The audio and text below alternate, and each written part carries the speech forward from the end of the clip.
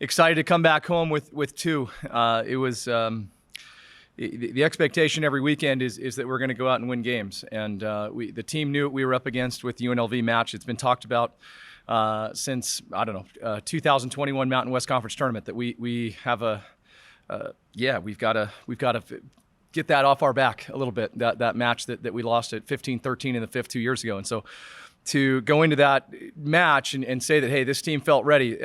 They felt ready. They were ready. They were excited. I mean, I've never seen a locker room so electric heading into a match. And I thought there was moments during that first set that, hey, this thing could have gone either way. And I thought we stayed the course. We stayed us. We stayed playing level volleyball.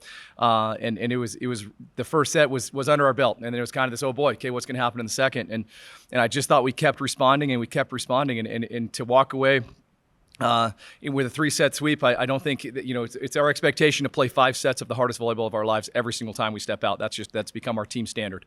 We train to that standard, and we expect that standard. We go out and play anyone.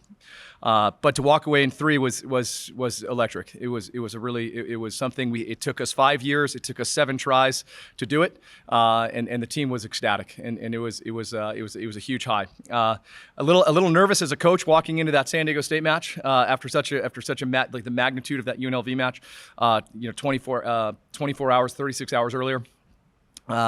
But the team handled it in stride. We got it. We absolutely got punched in the mouth that first set, and I thought we responded really well from then. We had to make a couple technical and a couple tactical adjustments, and I thought the team handled it in stride.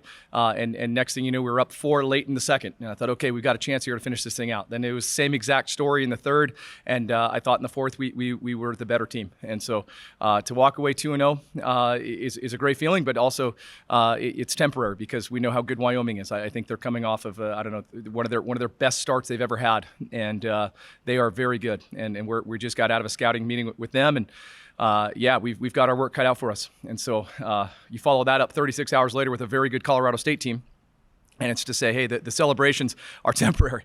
It's pretty brief and fleeting, but we're excited to get back and do what we do in Johnson Center. We want to invite everybody to come out.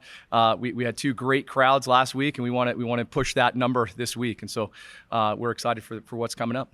Coach, I feel like last week I was asking you about your defensive scheme and how that's working so well, but this week you get another player who earns Offensive Player of the Week in the conference, her second one, and then you guys led the league last week in hitting as well. What changed offensively for you guys? Yeah, for me, I don't know how many things changed as much as we had some breakthroughs. We had some people continuing to do what they do well. Yeshua has been one of the top performers week in and week out, and so she probably could have been offensive a few weeks ago as well, but we won't get into that. But the reality is she's just doing what she does, and she breaks through against a great UNLV team, and then she has a really nice follow-up performance at San Diego State. And I don't know that we changed much. I think we just continue to stay the course, and that's the challenge that I put in front of the team this week. When we land at 11 o'clock on a Saturday night after 2 great wins, is, hey, these next 2 tests are going to be absolutely going to push us to the limit. I mean, Wyoming and Colorado State are as good as this league gets, and so it is. There's no rest. There's no, hey, we did this week, and so it's guaranteed next week. No, they're coming right back at us, and so we've said it earlier, but with this increase in tension or pressure, you may call it, with getting to the Mountain West Conference tournament, every team is coming for blood. Every team is it's swimming with sharks, and that's what we talk about with our team is hey, you've got to show up every single match. Coach, on that note, I mean, obviously, 3 at home this week as you're, in the final stretch of the season, last month. I mean, are you going to have a more important stretch of, home games the rest of the year? Yeah, I really prefer not to put too much weight on it to the team. For me as a coach, hey, anytime we're playing, it's home or away, I want them. I'm that's just my style. But I think for the team, it's and we've said this before, but can we be great today? We have a 2-hour training session. It's one of our longer sessions we're going to have this week. Can we be great today? And can we follow that up with a repeat performance? And then, hey, how well do we know the scouting report? How well do we execute the scouting report on Thursday night? And so the magnitude, yes, as a coach, hey, I want every match that we can ever get, but I'm trying not to put any more weight on it, being home, being away, being week 4 of the Mountain West versus week 8. For me, it's can we just be great the next 2 hours? You ever think about where you would be without a Yeshua? Like the player who seems to just dominate and be so good every night. I don't sleep well as it is. And so to think of not having her, I don't know if I'd sleep at all. But the reality is she's an incredible player, and probably even more so an incredible person. I mean, she was just, I texted her and congratulated her yesterday, and it was as humble as it gets. She goes, really? Wow, that's so great.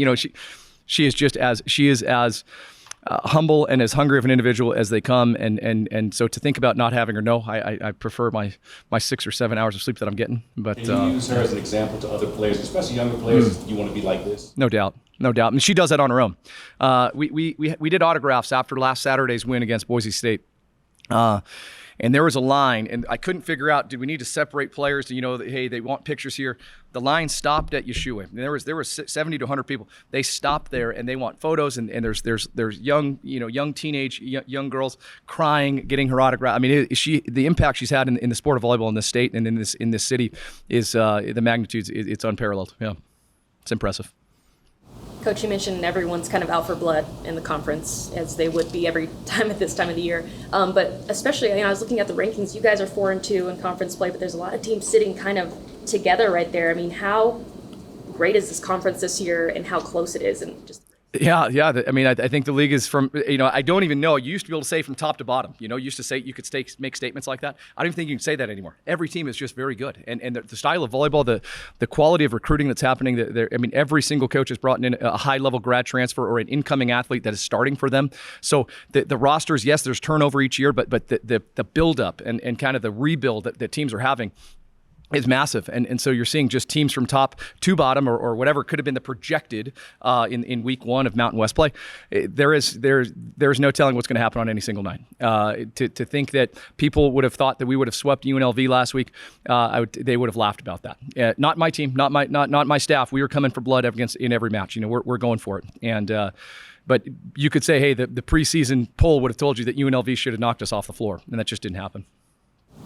So a video came out of you in the locker room after the UNLV game. There was a similar video last year as well. Can you just speak on where that fire comes from after a big win like that? Yeah, it doesn't come from thinking about not having Yeshua on my roster, but the fire is you get to show up 5 days a week with a group of young talented people that are as driven to do something as you are, and you find this commonality and this thread of being their coach, and it's an honor and a privilege to coach them. And yes, there's highs and lows, and those are going to come no matter what. But the energy comes from, hey, they set out on a mission to accomplish something, and they got to they earned it. They didn't get it. They earned it. And the love they have for each other, the love they have for this program, it was in that locker room. It was a special moment, And I don't think I plan for it, those types of things. I think they get excited about it. I'm going to celebrate with them. They're putting in the work. They're doing it. And if they want to celebrate and throw water on me, hey, we'll do whatever it is we need to do to know that, hey, that feeling is special, and then we're going to honor that moment.